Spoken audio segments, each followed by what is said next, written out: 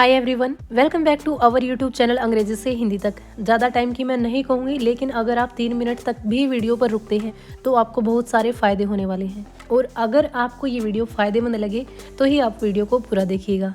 हमने ली है न्यूज़ की कुछ हेडलाइंस, जिनके हम वर्ड टू वर्ड मीनिंग जानेंगे, साथ ही साथ उनके ग्रामेटिकल स्ट्रक्चर यानी कि उसमें हम टेंस को भी देखेंगे, ताकि हम अपनी वोकैबुलरी प्लस टेंस की प्रैक्टिस साथ के साथ कर सकें। तो इंट्रोडक्शन में ज़्यादा टाइम वेस्ट ना करते हुए शुरू करते हैं वीडियो को बिना देरी किए। जो हमारी फर्स्ट हेडलाइन यहाँ पर दी गई है वो है सीरिया, यानी कि ये जो हेडलाइन है सीरिया की है।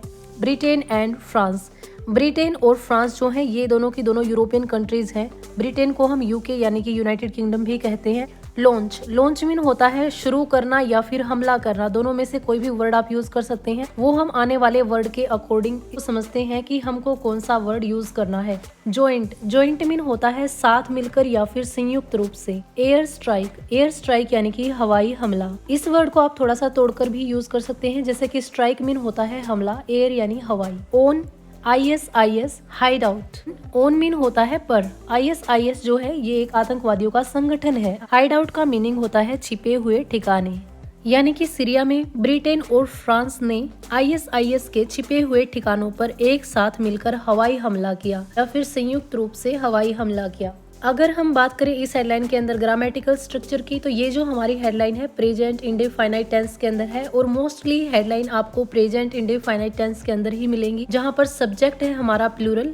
ब्रिटेन एंड फ्रांस जो है हमारा सब्जेक्ट है, उसके बाद वर्ब की फर्स्ट फॉर्म यानी लॉन्च का यहाँ पर यूज किया गया है। अभी हम इसके वर्ड मीनिंग्स को रिवाइज कर लेते हैं। लॉन्च मीन होता है हमला करना या फिर शुरुआत करना।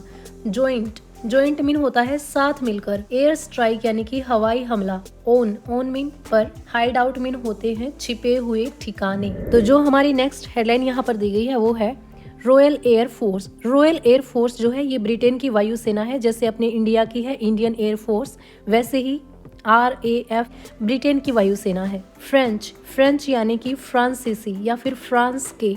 वार प्लेन्स यानी कि युद्ध करने वाले विमान। युद्ध विमान। टारगेट यानी कि निशाना बनाते हैं। अब देखिए, हमने सुना है टारगेट मीन निशाना, अब मैंने बोला निशाना बनाते हैं। जैसे कि ये हमारी हेडलाइन दी गई है प्रेजेंट इंडेफिनाइट टेंस के अंदर। सब्जेक्ट मैंने तुरंत देख लिया RAF और फ्रेंच वार प्लेन्स। उसके बाद हमारी वर्ब आएगी यानी कि क्रिया आएगी। अगर सिर्फ वर्ड मीनिंग की हम बात करें तो टारगेट मीन होता है निशाना बनाना, लेकिन मैं इसको एज ए वर्ब देख पा रही हूँ। टारगेट यानी कि निशाना बनाते हैं, इसीलिए मैंने बोला निशाना बनाते हैं। सेंटेंस के अंदर जब आप हिंदी बनाते जाएंगे उस वर्ड मीनिंग को उसकी पार्ट ऑफ स्पीच के अकॉर्डिंग, यानी कि किस रूप में उसको वहां पर यूज किया गया है, उस तरीके से आप हिंदी बनाएंगे। RAF और फ्रेंच वार प्लेन्स निशाना बनाते हैं अंडरग्राउंड यानी कि जमीन के नीचे। साइट मीन होता है ठिकानों को या फिर जगहों को। नॉर्थ ऑफ पलमायरा के उत्तरी इलाके में। पलमायरा जो है ये सीरिया का ही एक शहर है, जहां पर ISIS संगठन का ठिकाना बताया जा रहा है। इसकी हिंदी बनाते हैं। जो ब्रिटेन की रॉयल एयर फोर्स है और फ्रांस के जो युद्ध करने वाले विमान है वे निशाना बनाते हैं पलमायरा के उत्तर में स्थित जमीन के नीचे बने हुए ठिकानों को। बात करें हेडलाइन के अंदर टेंस की, तो बाकी हेडलाइंस की तरह ये हेडलाइन भी हमारी प्रेजेंट इंडेफिनाइट टेंस के अंदर है, जैसा कि हम जिक्र कर चुके हैं। सब्जेक्ट जो है यहाँ पर 2 हैं, इसीलिए प्लूरल सब्जेक्ट इनको माना गया है और वर्ब की फर्स्ट फॉर्म का यहाँ पर यूज किया गया है। जो हमारी नेक्स्ट हेडलाइन यहाँ पर दी गई है वो है UK डिफेंस मिनिस्ट्री, यानी कि जो UK का ब्रिटेन का रक्षा मंत्रालय है। डिफेंस यानी कि रक्षा, मिनिस्ट्री यानी कि मंत्रालय। ऐसे वर्ड्स को आप नोट कर लीजिएगा, क्योंकि ये वर्ड बार बार न्यूज के अंदर यूज होने वाले हैं। मिनिस्ट्री मीन होता है मंत्रालय, डिफेंस यानी कि रक्षा, कि जो ब्रिटेन का रक्षा मंत्रालय है उसका कहना है। अब आगे जो हेडलाइन दी गई है वो इसके द्वारा कही गई या फिर रिपोर्ट की गई बात होगी। ISIS यानी कि जो आतंकवादी संगठन है ISIS स्टोर्ड मीन जमा किए हुए था। अब स्टोर मीन होता है जमा करना। स्टोर की सेकंड फॉर्म का यहाँ पर यूज हुआ है आर्म्स मीन होते हैं हथियार।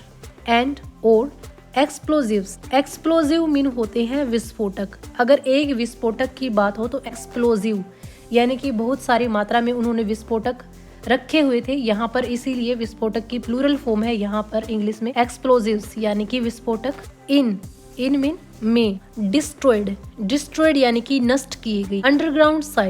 जमीन के नीचे वाली जगह पर। साइट यानी कि जगह या फिर स्थल, यानी कि जिस जगह को, जिस अंडरग्राउंड साइट को नष्ट किया गया है, डिस्ट्रॉयड किया गया है, उस जगह पर आईएसआईएस ने बहुत सारे हथियार और एक्सप्लोजिव या फिर विस्फोटक रखे हुए थे या फिर जमा किए हुए थे। अब इसके अंदर टेंस देखना बहुत ही इजी है, क्योंकि टेंस की स्टार्टिंग हम सब्जेक्ट के बाद करते हैं। सब्जेक्ट है हमारा यहाँ पर आईएसआईएस, उसके बाद वर्ब की सेकंड फॉर्म का यूज हुआ है।